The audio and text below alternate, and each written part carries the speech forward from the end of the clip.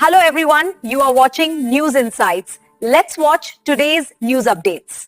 ಅವರು ನಮ್ಮ ಬಲಭಾಗದಲ್ಲಿ ಆಸೀನರಾಗಿದ್ದಾರೆ. ಅದೇ ರೀತಿ ನನ್ನ ಎಡಭಾಗದಲ್ಲಿ ಮಹಾದೇವ ಸ್ವಾಮಿಗಳು ನಮ್ಮ ಬ್ಯಾಕ್ವರ್ಡ್ ಕಮ್ಯುನಿಟಿಯ ಮಠಾಧೀಶ್ವರರು ಶ್ರಮಿಸಲಿದ್ದಾರೆ. ಹಳ್ಳಿಯಲ್ಲಿ ಗ್ರಾಮ ಹೋಬಳಿ ಮಟ್ಟದಲ್ಲಿ VIP ಪಾರ್ಟಿಯನ್ನ ಸಂಘಟಿಸಲು ಸ್ವಾಮೀಜಿಗಳು ಕೂಡ ಪ್ರಮುಖ ಪಾತ್ರ ವಹಿಸ್ತಾರಂತೆ ಈ ಸಂದರ್ಭದಲ್ಲಿ ಬಯಸ್ತಾ ಇದ್ದೇವೆ. ಅದೇ ರೀತಿಯಲ್ಲಿ ವಿಕಾಸ್ ಇನ್ಸಾನ್ ಪಾರ್ಟಿಯ ಎಲ್ಲ ನಾಯಕರ ಕೈ ಬಲಪಡಿಸಲು ನಮ್ಮ ಮಠಾಧೀಶರ ವೇದಿಕೆ ಸನ್ನದ್ಧವಾಗಿದೆ. ಬ್ರಹ್ಮಶ್ರೀ ರಾಜಗುರು ಸ್ವಾಮಿ ಇನ್ಸಾನ್ ಪಾರ್ಟಿಯ ರಾಷ್ಟ್ರೀಯ ಉಪಾಧ್ಯಕ್ಷರು ಮತ್ತು ಕರ್ನಾಟಕ ಘಟಕದ ಅಧ್ಯಕ್ಷರಾಗಿ ಕೆಲಸ ಮಾಡೋಕ್ಕೆ ಸನ್ನದ್ಧರಾಗಿದ್ದಾರೆ.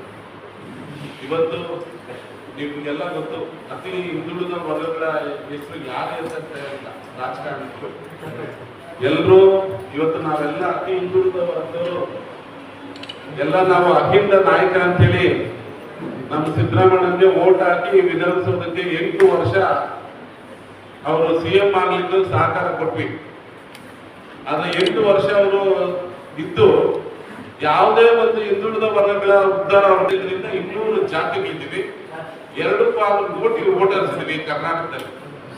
ಅವರೆಲ್ಲರ ಒಂದು ಧ್ವನಿ ಆಗ್ಲಿಕ್ಕೆ ಈ ವಿಕಾಸಶೀಲ ಇನ್ಸಾನ್ ಪಾರ್ಟಿ ಇವತ್ತು ಕರ್ನಾಟಕಕ್ಕೆ ನಾವು ತಂದಿದ್ದೀವಿ. ಇದು ಬಿಹಾರ ಮೂಲ ಆದ್ರೂ ಅಲ್ಲಿ ನಮ್ಮ ನಿಷಾದ್ ಅಂತ ಏನ್ ಕರಿತೀವಿ, ಮಲ್ಲ ಅಂತ ಏನ್ ಕರಿತೀವಿ, ಮಚ್ಚರ್ವಾಲ ಅಂತ ಏನ್ ಕರಿತೀವಿ, ಆ ಜಾತಿಯಲ್ಲಿ ಇಟ್ಕೊಂಡು ಅಲ್ಲಿ VIP ಪಾರ್ಟಿ ಕರ್ಕೊಂಡು ಇನ್ನೇನಿದೆ ನಮ್ಮ ಈಗ ನಾವು ವೋಟ್ ಹಾಕ್ತಂತ ನಮ್ಗೆ ಕೈ ಕೊಟ್ಟು ಹೋದ್ರು. ಏನಿದೆ ನಮ್ಮ ನಾವೇ ಮಾಡ್ಕೊಳ್ಳೋಣ, ನಮ್ಮ ವೋಟ್ ನಮ್ಮ ಏಳಿಗೆಗೆ ಅಂತೇಳಿ ನಾವು ಈ ಸತಿ ನಾವು ಎಲೆಕ್ಷನ್ ಒಂದು 70 ಸೀಟ್ ನಾವು ಗೆಲ್ಬೋದು. 70 ಸೀಟಲ್ಲಿ ನಮಗೆ ಒಂದು 34 ಜನ MLAಗಳು ಅತಿ ಹಿಂದುಳಿದವರು ಮೇಲೆ ಬಂದ್ರೆ ನಮ್ಗೆಲ್ಲ ಉದ್ಧಾರ ಆಗುತ್ತೆ. ನಾಯಕರ ಕೈ ಬಲಪಡಿಸಲು ಆ ಮಠಗಳು ಎಷ್ಟು ಕೆಲಸ ಮಾಡ್ತಾ ಇದ್ದಾರೆ, ಪರೋಕ್ಷವಾಗಿ ಮಾಡ್ತಾ ಇದ್ದಾರೆ. ಇದು ನಾವು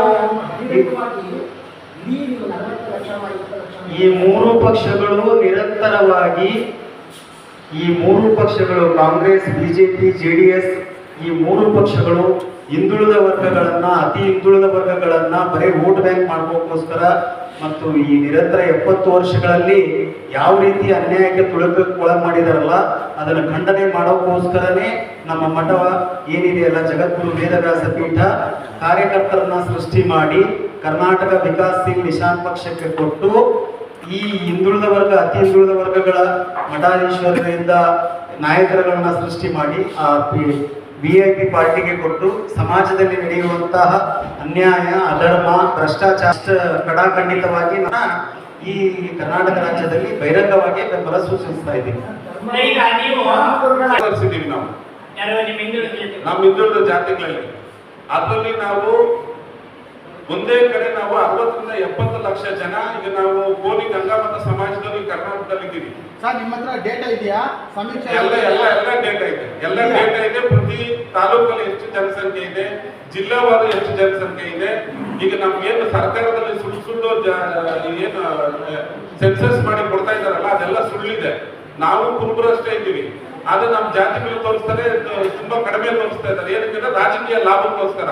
ಜಾತಿಗಳನ್ನ ತೋರಿಸಿದ್ರೆ ನಾಳೆ ಸರ್ಕಾರಕ್ಕೆ ಅವ್ರಿಗೆ ಕಷ್ಟ ಆಗ್ತದೆ ರಾಜ್ಯ ಆಳಕ್ಕೆ ಅಂತೇಳಿ ಏನ್ ಮಾಡ್ತಾರೆ, ನಮ್ಮಂತ ಜಾತಿಗಳನ್ನ ಮುಚ್ಚಿಟ್ಟಿದ್ದಾರೆ. ನಾವು 2,20,00,000 ಜನ ಹಿಂದುಳಿದ, ಅತಿ ಹಿಂದುಳಿದ, ಹಲವಾರು ಜನ ಸೇರಿ 2,20,00,000 ಜನ ಇದೀವಿ. ಎಲ್ಲಾ ತಾಲೂಕುವಾರು ನಮ್ಮ ಹತ್ರ ಡೇಟಾ ಇದೆ.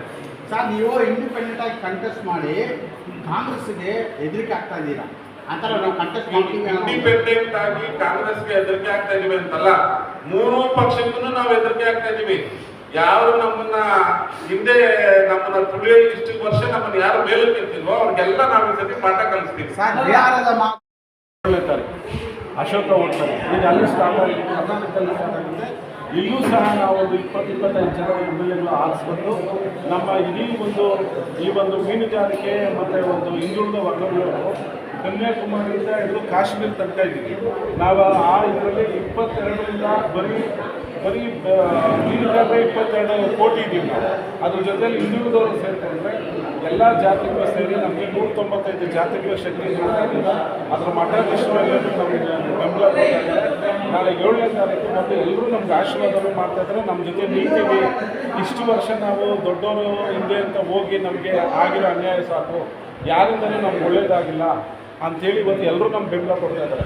ಈಗ ನೋಡಿ, ಸಿದ್ದರಾಮಣ್ಣವರು ಅತಿ ಹಿಂದುಳಿದ ವರ್ಗ ಹೈಂದ ಅಂತೇಳಿ ಹೇಳ್ಕೊಂಡು 2 ಸತಿ ಎಮ್ ಎಲ್ ಎ ಆಗಿ ಮತ್ತು ಅವರು 2 ಸತಿ ಸಿ ಎಮ್ ಆಗಿ 8 ವರ್ಷ ಅವರು ಕಳೆದ್ರು.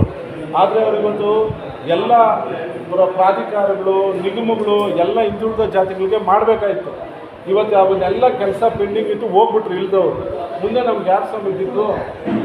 ಆದ ಕಾರಣ ನಾವು ನಮ್ಮ ಓಟು ನಮ್ಗೆ ಹಾಕ್ಕೊಂಡು ನಾವು ರಾಜಕೀಯವಾಗಿ ಮುಂದೆ ಬಂದು ನಮ್ಮೆಲ್ಲ ಜಾತಿಗಳು ಒಗ್ಗಟ್ಟಾಗಿದ್ದು ನಮ್ಮ ಕೆಲಸ ನಾವು ಮಾಡ್ಕೊಬೇಕು ಅಂತೇಳಿ ಈ ವಿಕಾಸಶೀಲ ಇನ್ಸಾನ್ ಪಾರ್ಟಿ ಅಂತ ನಾವು ಕಟ್ಕೊತಾ ಇದ್ದೀವಿ. ನಾಳೆ ಅದರ 7ನೇ ತಾರೀಕು ಉದ್ಘಾಟನೆ.